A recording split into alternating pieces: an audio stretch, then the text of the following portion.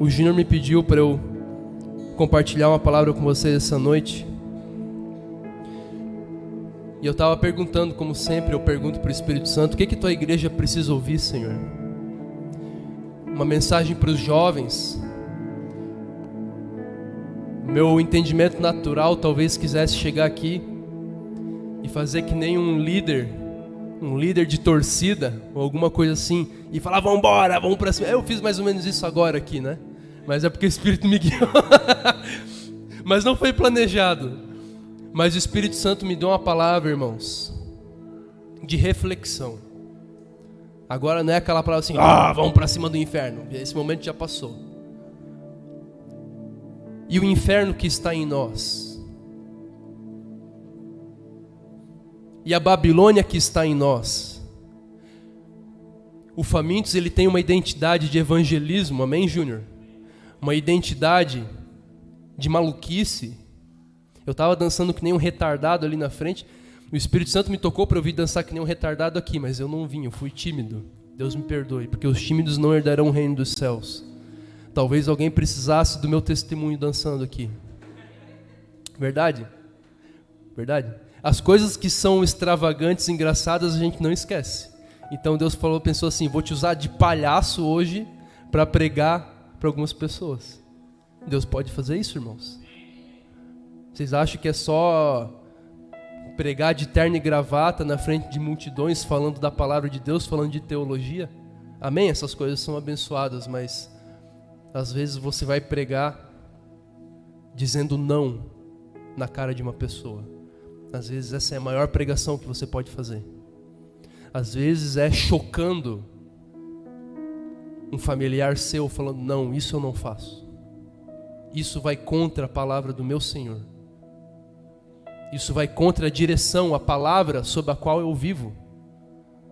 Você acha que pregar é só ficar numa salinha ali, elaborar um sermão com começo, meio e fim, e falar xalamalamalaia aqui em cima? Não é, irmãos? Pregar muitas vezes é você apunhalar o teu orgulho na frente de outras pessoas. É um cara te fechar no trânsito, você parar, ficar louco da vida como eu já fiz, e falar: me perdoa. Falar: vai em paz. Já aconteceu isso comigo já. O cara vir pra cima de mim querendo me arrebentar na porrada, eu falo: me perdoa. Você me perdoa? O cara fica olhando assim pra mim. Isso é uma pregação, irmãos. Às vezes, 10 horas de pregação no YouTube não vale uma palavra que você fala para uma pessoa. Se for um gesto do Espírito Santo com o caráter de Cristo, vale mais do que muita pregação. Quantas pregações há? Não todas. Não estou falando nada contra a pregação. Nem contra os pastores que têm um sermão mais racional, mais organizado. Nada disso. Porém, não é só isso. A gente pensa que é só isso. Quantos sermões Jesus não pregou no dia a dia sem falar uma palavra? Quando ele partiu o pão, quando os discípulos viam que ele acordava de manhã para fazer a vontade do Pai, quando os discípulos percebiam que nada Jesus fazia por um plano de vida que ele tinha, quando os discípulos perceberam, quando Jesus morreu, que tudo o que Jesus fez durante os 33 anos de vida dele na terra foi para se preparar para um momento de sofrimento. Imagine. Quando Jesus suou gotas de sangue, que testemunho não foi para os discípulos? Depois, né? Porque na hora eles estavam dormindo. Então, irmãos, sejamos a pregação. Sejamos nós a pregação. Sejamos nós o sermão. Sejamos nós a palavra de Deus viva. Está na hora de acabar, irmãos, as pessoas virem para a igreja para buscar o Senhor somente. Está na hora de acabar isso, cara. O tempo se abrevia, Jesus está voltando. Se a gente ficar dentro das quatro paredes brincando de ser crente, o povo vai se afogar no dilúvio. E Jesus vai cobrar, cada alma que se afogar, Jesus vai cobrar de nós. Isso se ele não falar, não vos conheço. Quantos crentes, entre aspas, que viveram 30, 40 anos dentro da igreja, adorando bonitinho, indo bem vestido, falando glória a Deus, toda vez que o pastor fala glória a Deus, a pessoa dá um glória a Deus. Quantas dessas pessoas a gente vai ver Jesus falando, não te conheço? Eu nunca te conheci. Para longe de mim, eu nunca te conheci. Não dói, irmãos, quando uma pessoa nos rejeita? Não dói? Principalmente quando você está apaixonado por uma pessoa e ela te rejeita. Jesus é apaixonante. Agora, muitas vezes, nós não o vemos. Mas quando Jesus entrar na sala do juízo, a Bíblia fala que todo joelho se prostrará diante da visão, da glória dele, da beleza dele, da virtude, da ressurreição que vai emanar do ser dele, ondas e ondas de amor infinito. Imaginem que visão apaixonante que não é. E as pessoas que estiverem ali para serem julgadas, elas vão ter olhos para ver, porque a Bíblia fala que Jesus fala que tem uma ressurreição para a morte. Alguns vão ressuscitar para a vida. A gente pensa às vezes que só quem vai ser salvo vai ser ressurreto. Mas não. Quem for para o inferno também vai ressuscitar. E vai passar pela segunda morte. Então Jesus vai entrar por aquela sala. E todo olho vai ver. Todo mundo vai ter olhos muito nítidos para ver Jesus entrando com toda a sua glória. E imaginem a paixão que isso não vai ativar em todos os corações. Além de temor, além de reverência, vai acender uma paixão em todos os corações. Mas o que Jesus falou? Bem-aventurado aquele que creu sem ver. E essas pessoas vão ver Jesus, vão se apaixonar. Vai ser a coisa mais apaixonante do mundo. Imagine a pessoa pela qual você mais se apaixonou na vida até hoje. Imagine isso multiplicado por 1000. É essa experiência.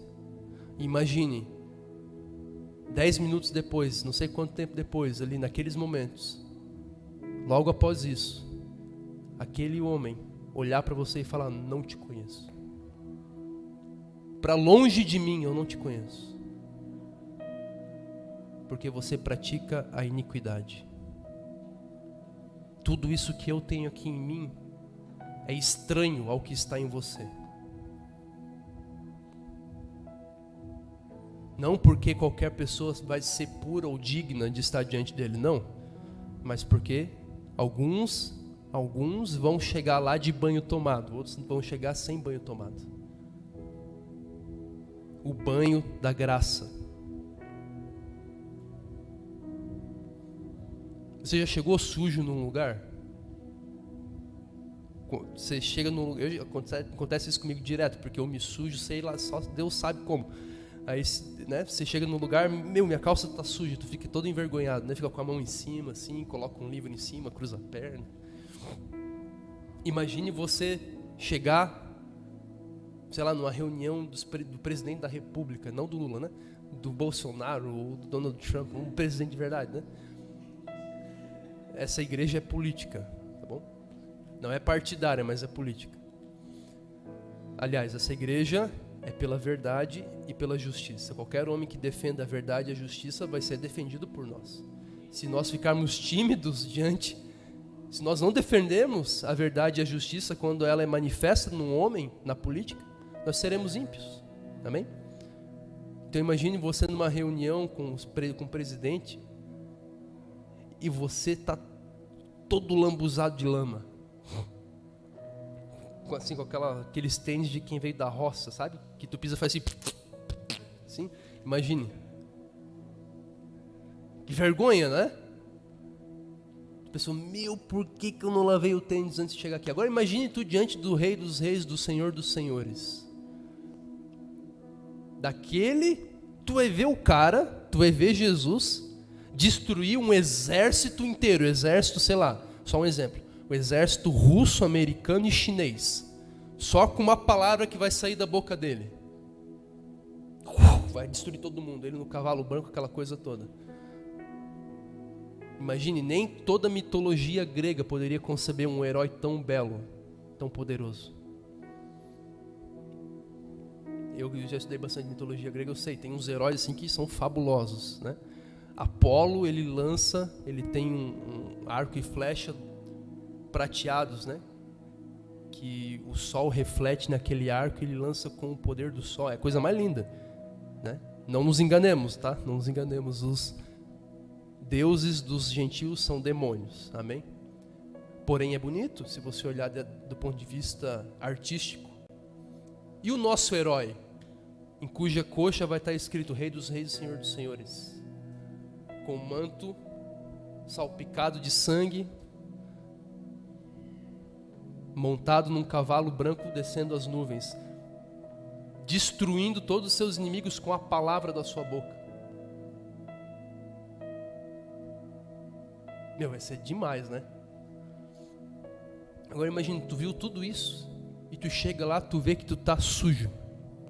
A Bíblia também descreve o manto de Jesus. E o manto dos salvos também feito de linho puríssimo, mais resplandecente do que o sol. Você vai ver aquele povo todo vestido de roupas mais resplandecentes do que o sol. E você vai olhar para você mesmo, você vai estar todo lameado. Você vai pensar, por que eu não tomei um banho antes de chegar aqui? Tarde demais. Então vamos tomar banho, irmãos. Vamos mergulhar na graça do Senhor. Mergulhar de cabeça. Ninguém é digno, mas todos temos o dever de tomar um banho antes de chegar naquele dia. Tomar banho cada dia. Amém? Essa não é a pregação. O Senhor falou comigo, irmãos. 1 João, capítulo 2. Uma palavra de reflexão, principalmente para os jovens. Para todo mundo, mas principalmente para os jovens. Quem que é aquela pessoa que chegou para Jesus, falou com ele, perguntou para ele, Senhor, o que eu devo fazer para herdar a vida eterna? Aí Jesus fala, honra pai, você ouviu o que está escrito, honra pai e mãe, tá. Mas e se eu quiser ser perfeito? Aí Jesus fala, se você quiser ser perfeito, vai e vende tudo quanto tens, dá aos pobres, vem após mim e segue-me. Quem que é essa pessoa? Como que a Bíblia descreve? Um jovem rico, não é? Jovem rico. Ele era jovem. Se ele fosse um velho acabado, a riqueza dele não seria grande coisa. Eu logo vou morrer. Mas ele era jovem, ele tinha muito tempo para desfrutar das riquezas dele ainda. Então o Senhor está falando nessa noite com jovens. Você olha, qual que é o maior patrimônio? Às vezes eu fico meditando nessas coisas, né? O que é preferível ser? Um bilionário com 70 anos ou um jovem pobre de 20 anos? O que você prefere ser? Não, bonito não, tira o bonito. Pobre, eu estou falando, tira o bonito. Feio, um jovem feio, de 20 anos. O que você prefere ser? O jovem, né?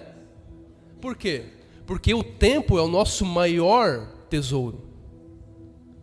Os 60 anos que você tem até chegar aos 80 é o teu maior tesouro. E para esse jovem, eu creio que a ênfase não tem que estar no rico, tem que estar no jovem. Porque o maior tesouro dele era a sua juventude. Ele tinha muito tempo ainda. Eu vou seguir esse maluco aqui? Eu sou jovem demais para isso. Eu pensava assim, irmãos, também. eu não pensava, mas eu sentia assim. Cara, eu tô novo demais para essas coisas. Eu não quero ir para a África, me ferrar lá, ser queimado vivo, misericórdia. Quanta coisa eu tenho para viver antes. Mas aí vem a palavra do Senhor. 1 João 2:15. Não ameis o mundo, nem as coisas que há no mundo.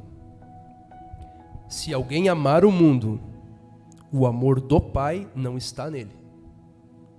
Porque tudo que há no mundo, a concupiscência ou o desejo da carne, o desejo dos olhos e a soberba da vida, não procede do Pai, mas procede do mundo. Ora, o mundo passa, bem como a sua concupiscência ou a sua cobiça. Aquele, porém, que faz a vontade de Deus permanece eternamente. Irmãos, não importa quanto tempo a gente tenha para viver, tudo passa.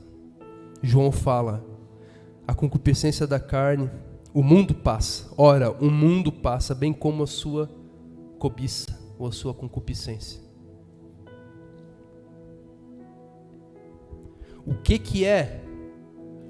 E aquele que habita no Pai, ele permanece eternamente. Eu acabei de falar que o tempo é o nosso maior tesouro. É evidente que o tempo é o nosso maior tesouro. Mais vale você ser pobre e ter 60 anos para viver do que você ser bilionário e ter 1 ano para viver.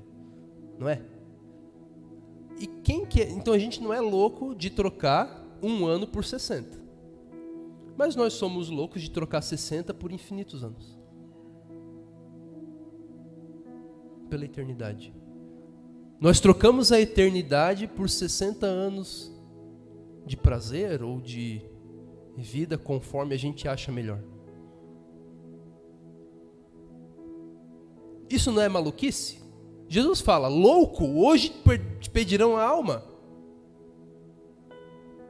O que adianta você ganhar o mundo inteiro? O que adianta 60 anos você fazer e acontecer, conquistar tudo, ter a melhor casa do mundo, realizar todos os teus sonhos, mesmo que você realize todos os teus sonhos, se você não for para a eternidade, o que adianta? É maluquice, né?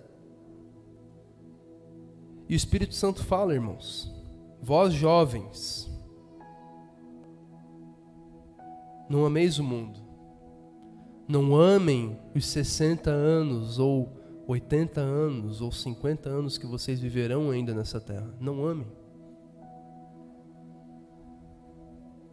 Amem o que é eterno. A concupiscência da carne. O que há no mundo, irmãos? Pode ver que João está falando assim.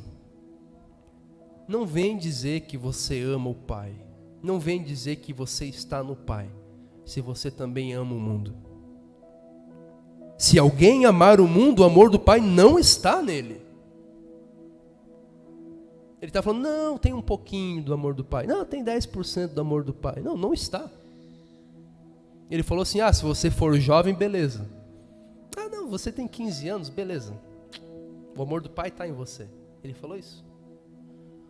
Não, ele é peremptório, terminativo. O amor do Pai não está nele. Porque tudo que há no mundo, o que há no mundo? Agora ele vem falar, ele vai explanar, detalhar quais são as coisas. O que ele está chamando de mundo aqui? É a cobiça da carne, a cobiça dos olhos e a soberba da vida. Essas 3 coisas. Por que ele fala essas 3 coisas? Porque são 3. Eu sempre me pergunto, irmãos, quando eu leio a palavra, eu tenho um senso assim, olha, para uma pessoa satisfazer a minha necessidade de explicação, eu tenho que ir muito longe. Por que 3 e não 4? Por que 3? Por que essas 3? Por que a concupiscência dos olhos e da carne? Qual que é a diferença entre olhos e carne? Porque o meu olho, até onde eu saiba, faz parte da minha carne, não faz? Ou o teu olho é, sei lá, é um espectro de luz de outra dimensão? Não, faz parte da carne. Não é, Lu? Me responde, Lu. A soberba da vida. O que é soberba da vida? A vida tem soberba?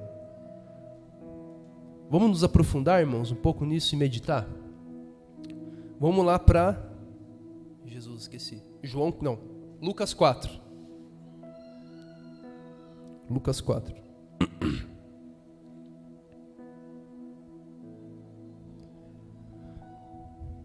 Jesus, cheio do Espírito Santo, voltou do Jordão e foi guiado pelo mesmo Espírito no deserto durante 40 dias, sendo tentado pelo diabo. Nada comeu naqueles dias, ao fim dos quais teve fome. Disse-lhe então o diabo: se és o Filho de Deus, manda que esta pedra se transforme em pão. Mas Jesus lhe respondeu: está escrito, não só de pão viverá o homem.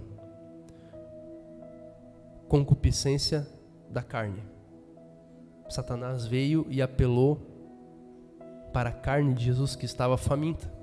O corpo dele estava faminto. Pode ver, Satanás conhece a estrutura humana.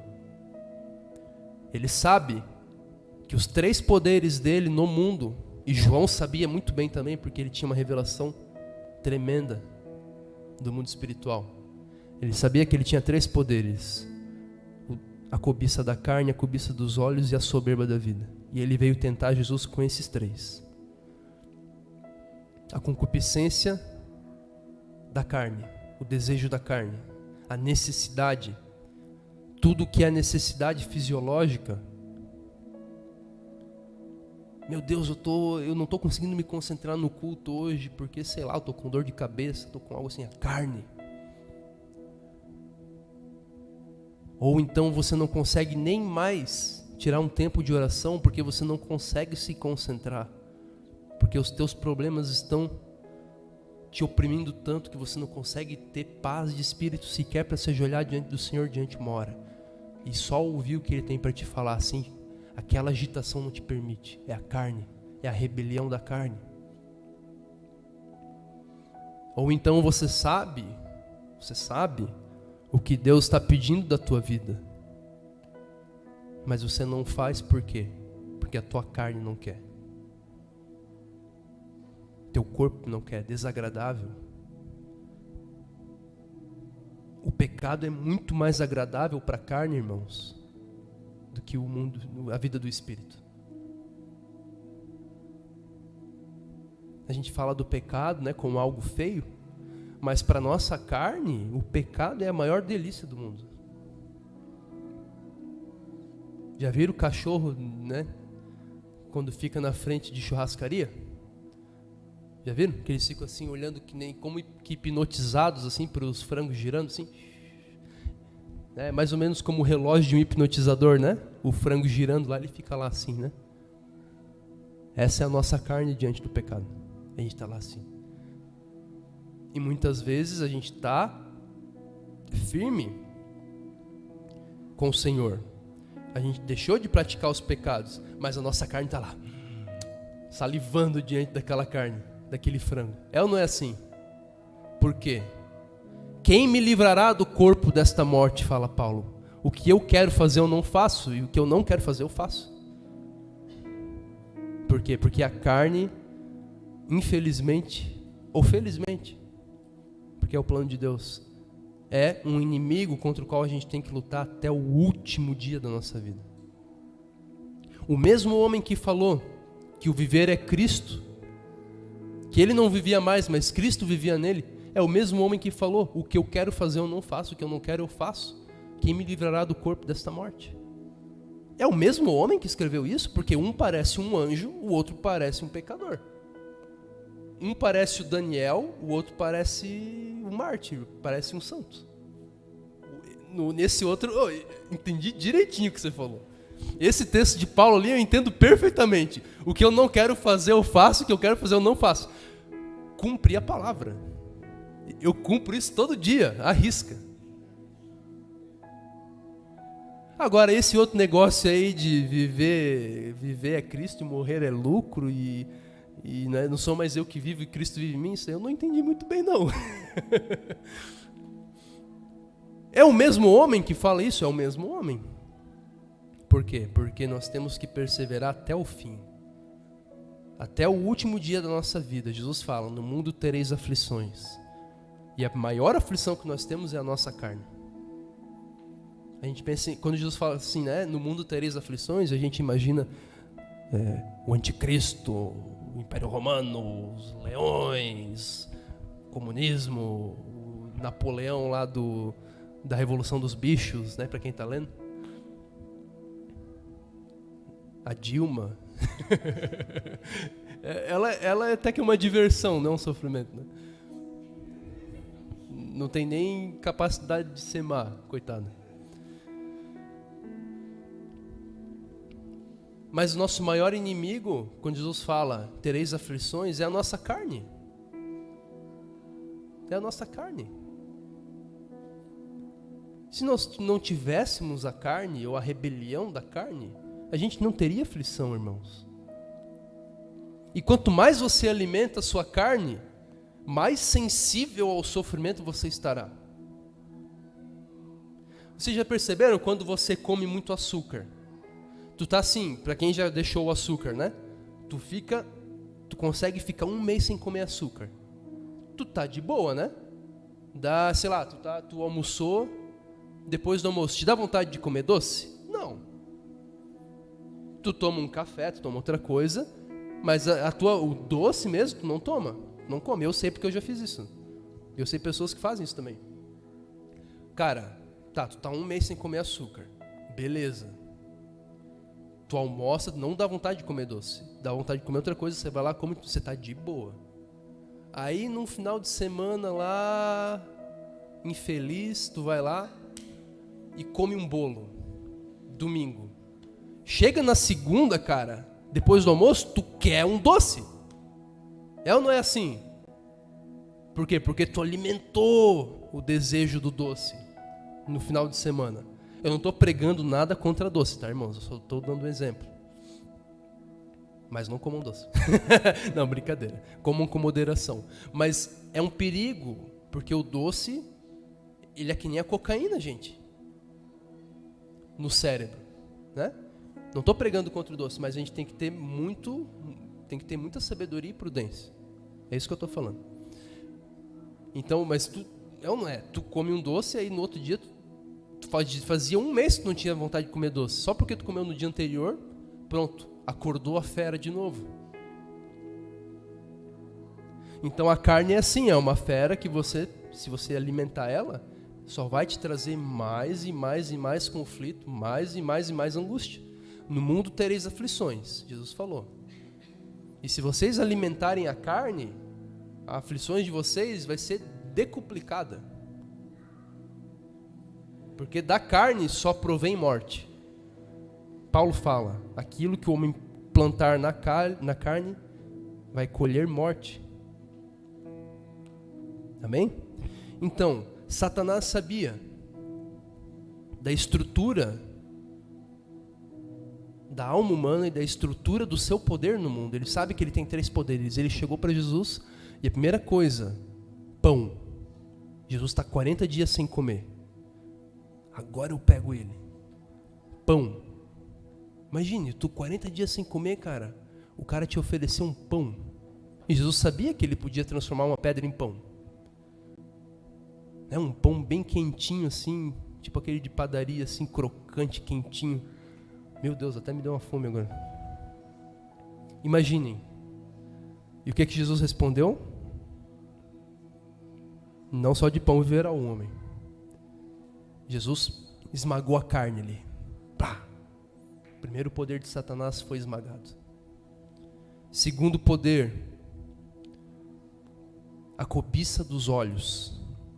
A cobiça dos olhos, irmãos, é tudo aquilo que a gente não precisa. São as fantasias que a gente cria. Os olhos, eles são um símbolo de intenção. Jesus falou, Se os teus olhos estiverem na luz, todo o teu corpo será luz. Quer dizer, é a intenção. Se a tua intenção, se o fundo do teu coração, de onde partem as decisões, estiverem na luz, todo o teu corpo será luz. Porque é o fundamento de tudo, é o centro decisório do ser humano. Então, onde partem as decisões.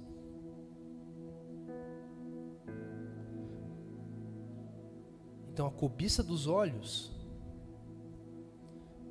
são as vontades que você tem e que são vãs. E Satanás é perito nisso, em fazer a gente ficar alucinado, hipnotizado com um jogo de luzes, de fantasmas que são irreais.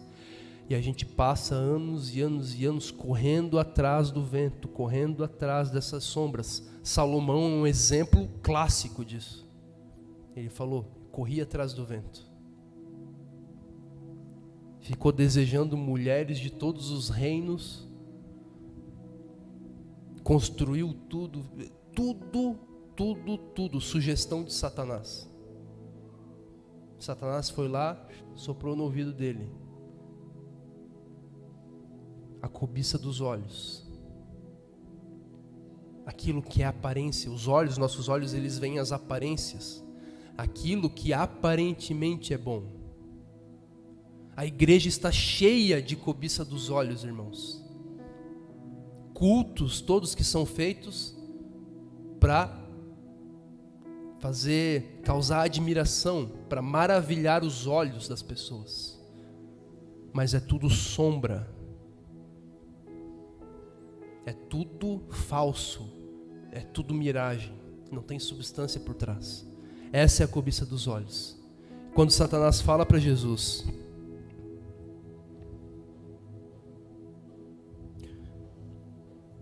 então o levou a Jerusalém e o colocou sobre o pináculo do templo e disse: se és o filho de Deus, atira-te daqui abaixo, porque está escrito, aos seus anjos ordenará a teu respeito e que te guardem. Eles te susterão nas suas mãos, para não tropeçares em alguma pedra. Jesus falou, dito está, não tentarás o Senhor teu Deus. Ou seja, Satanás tentou Jesus a fazer algo sem propósito. Por que Jesus ia se jogar para os anjos pegarem ele? Não tem propósito nenhum. Se eu cair do lugar, amém? Aí eu vou orar para os anjos me pegar, se eu cair. Mas por que eu vou me jogar? Coisas vãs, sem pé nem cabeça. Se Jesus pudesse ser vencido por Satanás, isso teria ativado a cobiça dos olhos dele. É uma boa ideia, vamos lá. Entendem? Quantas boas ideias que a gente acha que a gente tem e que não dá em nada. Por quê, irmãos? Cobiça dos olhos. Tudo vaidades. Coisas que a gente pensa que a gente está fazendo em nome de Deus, ou fazendo para Deus.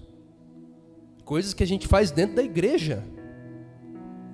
Eu tenho certeza que tem algumas coisas que eu fiz aqui dentro da igreja que foi cobiça dos olhos. Deus me livre disso, em nome de Jesus.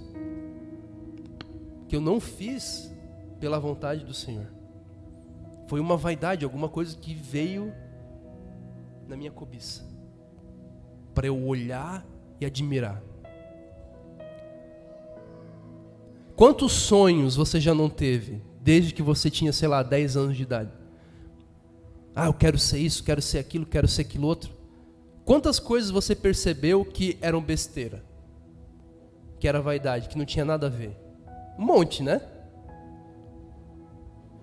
Então nós temos essa propensão a ficar imaginando, desejando coisas vãs. E isso é como que uma distração de Satanás para tirar os nossos olhos da única coisa que importa, que é Cristo. Entendem? Tu fica desejando um monte de coisa frívola e a única coisa que é verdadeiramente desejável, você nem lembra de desejá-la. Porque você está ocupado com aquele jogo de fantasmas dentro da sua mente. Então dê um basta como Jesus. Cala-te, Satanás. A tua voz que me sugere 1 milhão de coisas diferentes, cala-te. A única coisa verdadeiramente necessária é fazer a vontade do meu Pai. Amém? Outra coisa, a soberba da vida. Satanás fala assim para Jesus: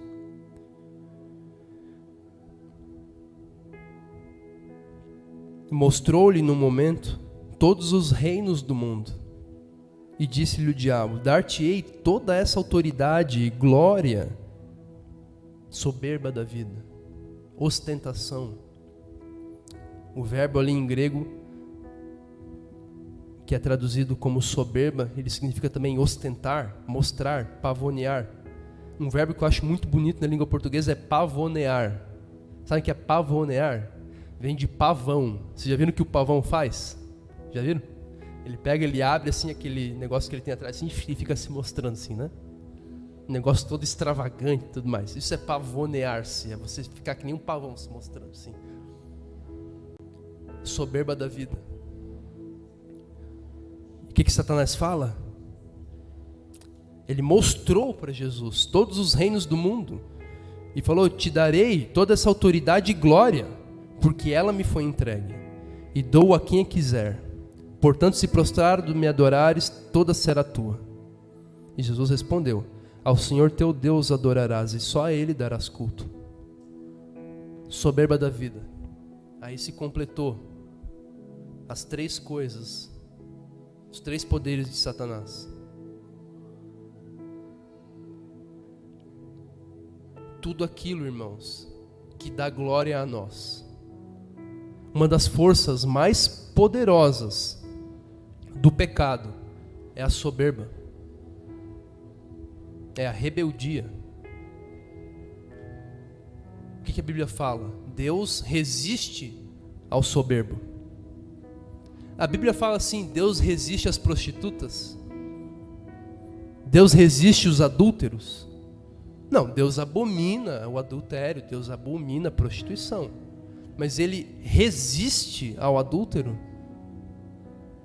O que é resistir? Como assim Deus resiste? O que significa isso? Significa que o soberbo chega diante de Deus e Deus não ouve o cara. Deus resiste. Entendem? A prostituta, o adúltero, o ladrão, o assassino, o estuprador, ele chega diante do Senhor arrependido e o Senhor não resiste. Vem, tem perdão para você. Mas o soberbo, ele chega diante do Senhor e Deus resiste. O soberbo, quem tem soberba no coração, pode orar 12 horas por dia, pode fazer campanha do Mar Morto, campanha do templo, campanha das colunas de Salomão, pode fazer qualquer campanha dos pedaços da cruz, qualquer coisa. As tuas orações vão bater numa parede de aço. O céu vai ser um chumbo para você, além do qual não vai passar nada. Por quê? Porque é a mão de Deus que está te resistindo. Alguém aqui já lidou com opressão maligna quando vai orar?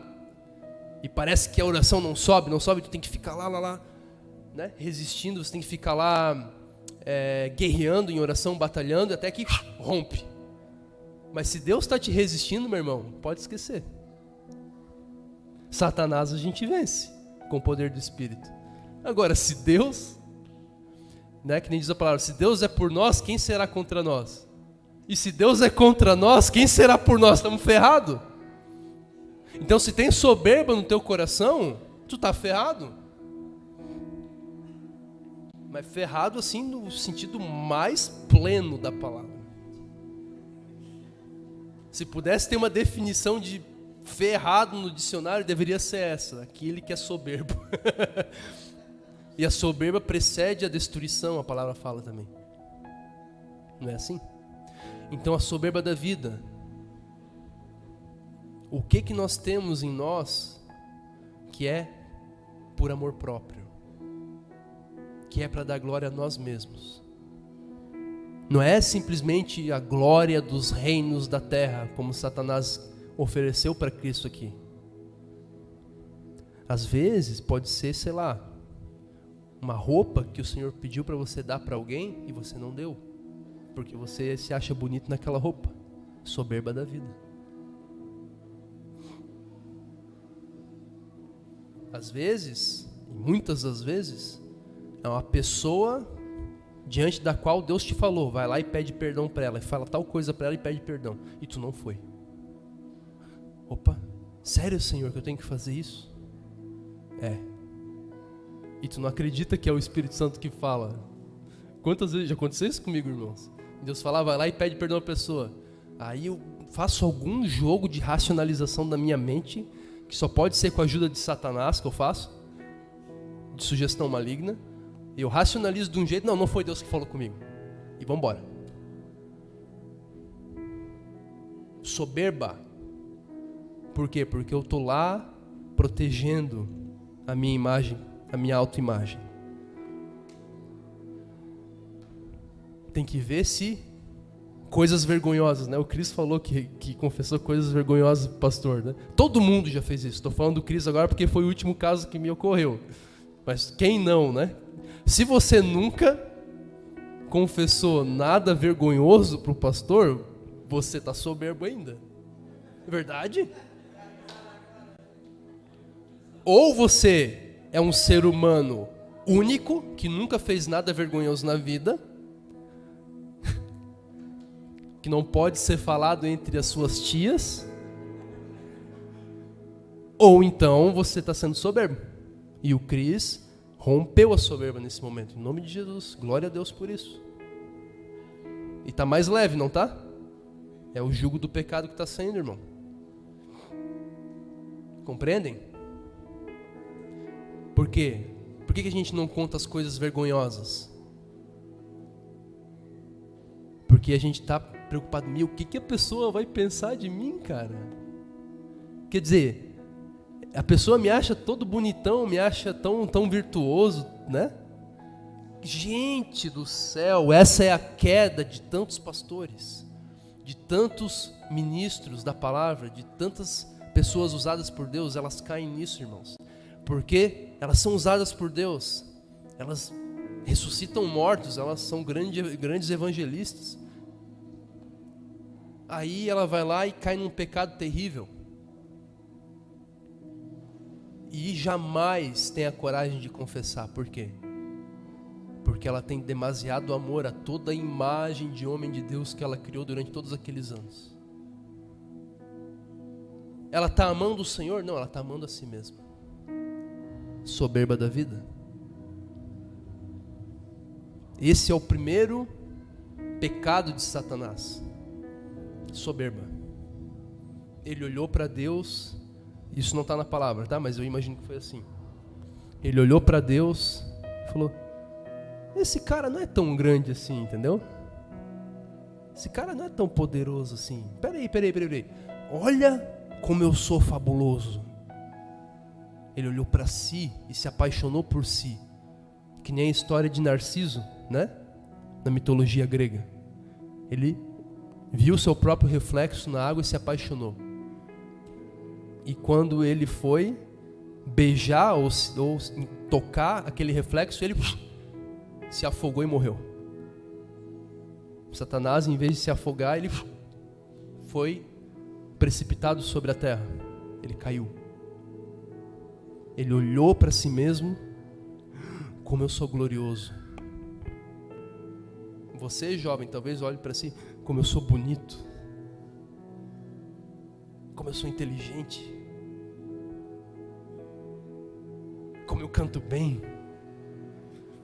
Tá lá assim, às vezes eu faço isso, né? Eu chego em casa, deito na cama assim, vou ver o Instagram lá, né? Aí eu olho eu falando alguma coisa, né? E vem tipo um sentimento assim de, né? Olha só, cara. Esse cara, né? Atirem a primeira pedra em mim, vocês, se vocês nunca fizeram isso. Né? A Vi deve pegar o celular dela, nossa, como eu cantei bem. Não? Amém. A Vi está à frente de mim, então. Então, irmãos, Satanás olhou para si e viu, nossa, como eu sou glorioso. Olha toda a glória da qual eu sou portador. Lúcifer, em latim, significa o portador da luz. Aquele que carrega a luz. Olha toda a luz que eu carrego. E ele se apaixonou por si. Isso não é bíblico, mas eu imagino que aconteceu isso. E foi um pecado que foi capaz de lançar da presença do Senhor o ser mais glorioso que existia em toda a criação. Já parou para pensar isso? Cara, que pecado que é esse? O ser mais glorioso. Quando a gente pensa em ser glorioso, a gente pensa, não, ele tipo tinha o brilho do sol, a gente pensa num negócio assim, né? Nossa imaginação é sensível. A gente pensa em luz de verdade, luz física. Mas a luz de Deus que ele carregava não era luz física, era a glória de Deus, o caráter de Deus, a presença de Deus, a santidade de Deus, era isso que ele carregava. E como, cara, que um ser desse, que expressava a glória de Deus no seu grau máximo, conseguiu se tornar o ser mais abjeto de toda a criação, mais nojento, mais distante de Deus? Soberba. Então toda raiz de soberba, irmãos, a palavra do Senhor fala que o temor do Senhor é o princípio da sabedoria. Então quer ser sábio? E a Bíblia também fala que o sábio ele se salva de uma grande ruína.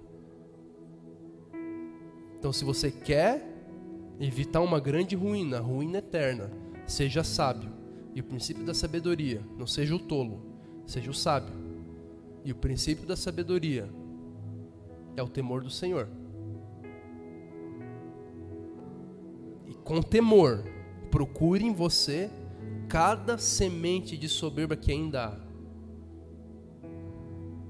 Cada semente de soberba. E lance fora. Então se levante, erga um combate contra a carne, contra os olhos e contra a soberba. Tem que ser um combate diário. Quem perseverar até o fim será salvo. Então o que vai acontecer quando você fizer essas três coisas? Aí sim você estará no Pai. Aí você pode ser chamado de filho de Deus. Você pode cantar a tua vida inteira, não sou mais escravo do medo, eu sou filho de Deus.